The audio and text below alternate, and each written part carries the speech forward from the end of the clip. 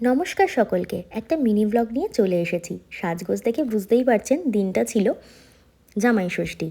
জামাই ষষ্ঠীতে যে সকল শাশুড়িদের জামাই আছে, এরকম প্রত্যেকটা বাঙালি পরিবারে যে কী হয়ে থাকে সেই নিয়ে সবার একটা আইডিয়া তো অবশ্যই আছে। তার ব্যতিক্রম আমার পরিবারও নয়। মা এখানে আমাদেরকে ডেকে নিয়ে গিয়ে আশীর্বাদটা সেরে ফেলছিল। মায়ের ইচ্ছা ছিল সম্পূর্ণটাই এই বাইরেই করার, কারণ এখানেই আমাদের একটা বড় ডাইনিং টেবিল আছে। কিন্তু ব্যাপারটা হচ্ছে, যেহেতু ওই দিনটায় প্রচণ্ড গরম ছিল, তো সেই জন্য আমরা কেউ বাইরে অতক্ষণ বসে থাকতে পারছিলাম না। আর আমার শরীরটা অত্যন্ত একটু খারাপ থাকায়, যার জন্য আমি তো আর ওই এসি ছাড়া একদম থাকতে পারছিলাম না। সেই কারণে মাকে বলি যে বাকি রিচুয়ালস, মানে বাকি যে লাঞ্চের যে আয়োজন মা করেছে সেটা রুমের ভেতরেই যেখানে এসি আছে সেখানে করতে, কারণ তাতে একটুখানি রিল্যাক্সড হয়ে, একে তো অনেক জামা কাপড় মানে পরে আছি এরকম, তো এমনিই গরম লাগছিল, তো সেখানে জন্য বললাম যে একটুখানি ভেতরে করলে ভালো হয়। তাতে মায়ের একটুখানি, মা যেরকম ভেবেছিল, মানে অনেক সানফ্লাওয়ার দিয়ে অনেক ফুল টুল কিনে এনেছিল মা সাজাবে বলে খেতে দেওয়ার সময় আর কি চারিদিকটা, কিন্তু সেইটা মায়ের হয়ে উঠলো না, মায়ের সেই শখটা বা আশাটা পূরণ হলো না। কিন্তু মা বলেছে পরের বার থেকে গরম লাগলেও ওখানেই আমাদেরকে খেতে দেবে। যাই হোক, কারণ মা খুব এইগুলো পছন্দ করে, একটু সুন্দর করে সাজিয়ে গুছিয়ে ভালো করে সব কিছু করা।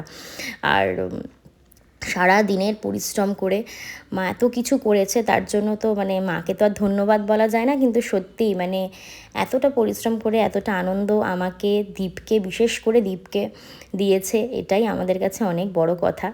দীপও মাকে যেমন ভালোবাসে, মাও তেমনই দীপকে ভালোবাসে। এই মানে সম্পর্কটা সারা জীবন এরকমই থাকুক, এটাই সবাই চায় এবং এটাই কাম্য। যাই হোক, মা এখন আমাকে আশীর্বাদ করছে, আমাকে ফলের থালাটা দিচ্ছে। আমি তো ভাবছি বাবারে এত কিছু, এরকম একটা ব্যাপার।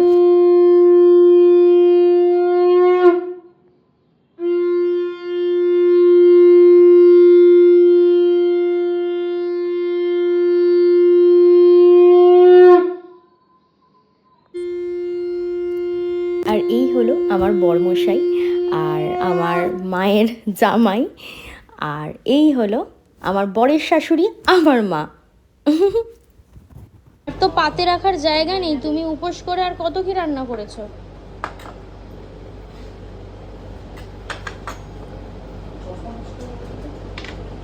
সমস্তই যা যা আপনারা দেখছেন সব কিছু জামাই আর মেয়ের জন্যই রান্না হয়েছে। রান্না করেছেন এই ভদ্রমহিলা, আমার মা। উপোস করে, ভালোবেসে, পরিশ্রম করে, আনন্দ করে সব নিজে হাতে রান্না করেছে। এত পরিশ্রম করা কিন্তু এনার বারণ, তবু করেছে। এবং আমরা বারবার বারণ করেছিলাম, কিন্তু ওনাকে কখনোই রোখা যায় না। আরো আইটেম আছে? বাপ রে বাপ! এখানে আছে ভাত, পোলাও, লাল শাক ভাজা, আলু ভাজা, ঢেঁড়স ভাজা, কুমড়ো ভাজা, পনিরের পকোড়া, একটু মাটন, কারণ আমরা মাটন খুব কম খাই, চিকেন, শুক্তো, দেখি এটা তোর ফুলকপি আলু মাছের ঝোল, ফুলকপি আলু মাছের ঝোল, কাটাপোনা মাছ, ডাল, কাটাপোনা মাছের কালিয়া, ডাল, আর এদিকে আছে ফিশ ফ্রাই যেটা নিজে হাতে মা করেছে, এদিকে আছে পাতুরি, এদিকে আছে হচ্ছে পায়েস, এদিকে আছে চাটনি, ওদিকে আছে স্যালাড। তো আজকে আচ্ছা বেগুন ভাজা এদিকে আছে, আমি যেহেতু বেগুন ভাজাটা খাই না তাই আমাকে মা দেয়নি। এই হচ্ছে সম্পূর্ণ আজকের মেনু।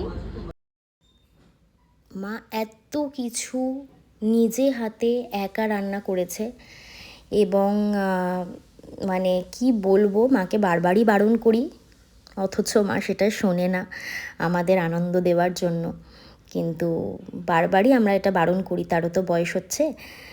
যাই হোক, এই স্মৃতিটাই থেকে যাবে। শাশুড়ির দেওয়া এই গিফট তোমার কেমন লেগেছে তুমি বলো? তোমার নতুন বাইকের জন্য নতুন হেলমেট। আরে বাবা, কেমন লেগেছে? শাশুড়ি মাকে থ্যাংক ইউ বলে দাও।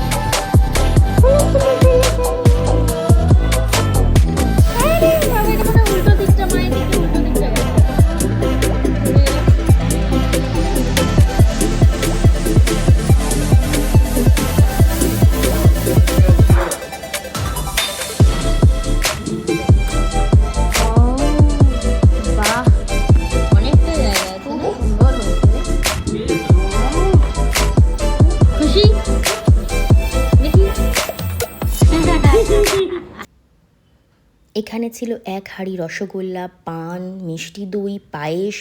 পায়েস তো আমার মায়ের হাতের পায়েস মানে যারা খেয়েছে তারা জানে অসাধারণ হয়। এভাবেই মা আমাদের জামাই ষষ্ঠী সারলো এবং আমরা সত্যিই খুব খুশি হয়েছি।